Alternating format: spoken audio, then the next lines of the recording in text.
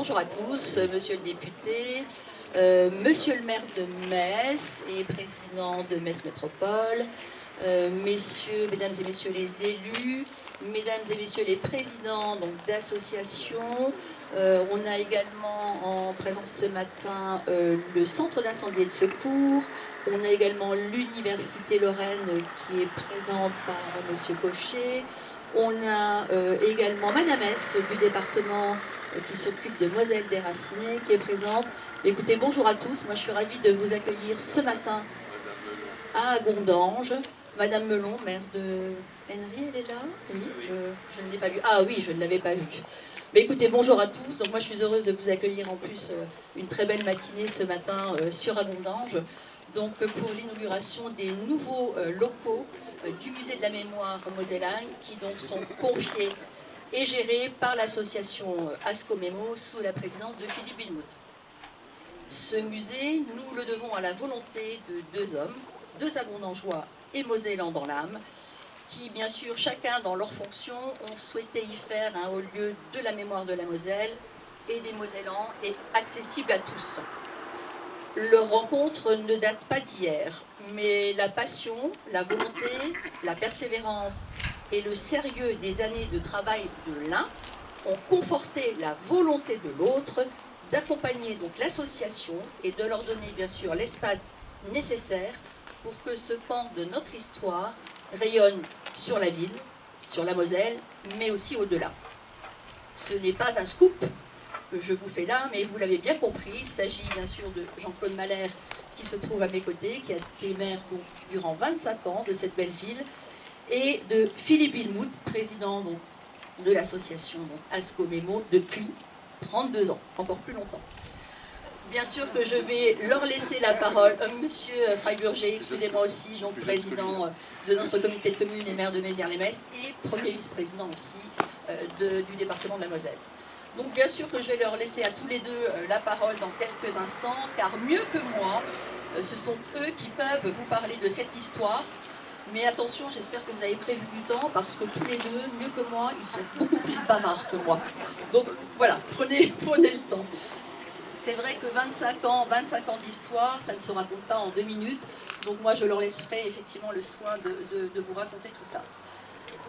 La date de cette inauguration coïncide également avec les journées du patrimoine, donc, qui ont lieu nationalement durant tout ce week-end et qui auront lieu donc, sur Agondange demain à 14h30 autour de la Ballastière, et dont le thème retenu a été patrimoine végétal et animal pour cette année. De plus, dans le département de la Moselle, vous savez que le département organise donc, du 28 octobre au 31 octobre une série d'événements qui s'appelle donc Moselle Déracinée et qui va retracer aussi voilà, toute l'histoire de notre département qui ne doit pas être oubliée, parce que bien sûr cette histoire n'est pas forcément retracée dans les livres d'histoire des écoles, et je crois que c'est important que, voilà, qu'elle soit connue et qu'on ait ces instants dramatiques qu'ont pu vivre certains Mosellans. Alors je pense notamment des Mosellans qui ont été expulsés et évacués durant cette période.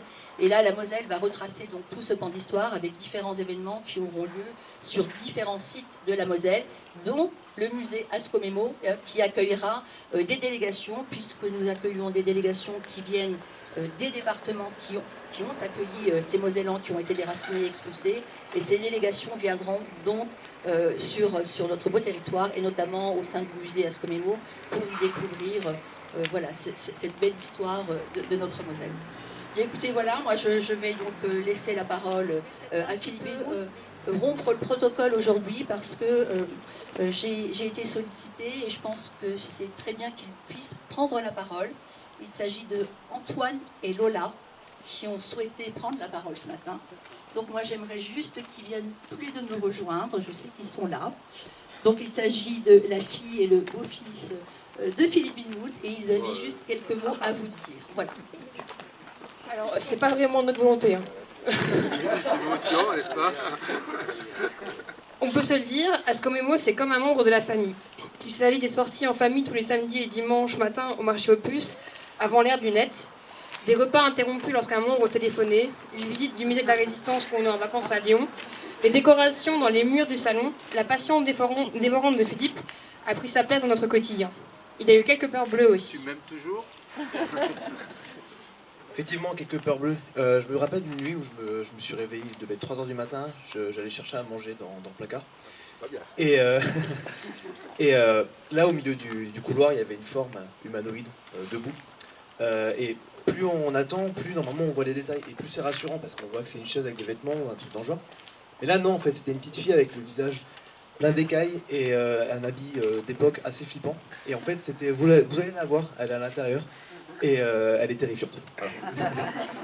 Et donc, Ascomémo nous aura appris à négocier sur les marchés aux puces, permet d'avoir un costume trop classe pour le carnaval, d'avoir une bonne note pour les TPE, d'ouvrir notre table à celles et ceux qui viennent de loin et d'acquérir une sacrée patience. Quand Philippe oublie son téléphone à la maison et qu'il est au musée, quand il radote sur tel événement d'histoire qu'on n'a toujours pas compris, quand Philippe n'a pas vu l'heure et que le repas a cramé. En tant qu'enfant, il n'est pas toujours facile de percevoir ce qui se joue au travers des engagements de nos parents, de poser un regard juste et de ne pas s'arrêter à « je n'aime pas l'histoire, j'en ai trop entendu parler à la maison ». Ascomémo a grandi comme un enfant, passant d'un couloir de la maison familiale à un local de plus en plus grand et avec de plus en plus d'éléments. En 32 ans d'existence, les collections se sont affinées, mais surtout des milliers de personnes de toutes générations confondues ont été sensibilisées à l'histoire si spécifique de notre territoire, en prenant un point de vue incarné, le quotidien vécu par les aïeuls et les aïeux. Encore on peut les applaudir. Désolée, Ici, ce n'est pas l'histoire des bouquins, froide et distanciée à coups de chronologie insensée. Ici, l'histoire est écrite avec un grand H, car on nous parle de la vie des milliers de femmes et d'hommes. On remet en scène leur vie quotidienne, on nous montre leurs photos, leurs correspondances, leurs objets, pour que nous comprenions mieux ce qui fait nos racines, pour ne pas oublier ce qui doit ne jamais arriver à nouveau. Nous sommes accueillis dans un nouveau musée que l'on va visiter aujourd'hui, grâce à l'engagement sans faille de bénévoles. Ascomémo a vu des générations de bénévoles se succéder. Certains ont déjà dit au revoir. Une pensée pour Papy Camus, Albert Wackerman, Norbert, Clément, Bruno. D'autres ont su prendre leur place, ne comptant pas les heures, les nuits à tant cogiter pour savoir comment on va bien mettre le canon et compagnie. Ascomémo n'a eu de cesse de faire vivre une expérience collective et solidaire, de créer du lien social pour assurer une mission noble, le devoir de mémoire. Alors souhaitons que ce nouveau musée accueille encore des milliers de nouvelles personnes pour que jamais notre histoire locale ne soit diluée ni oubliée.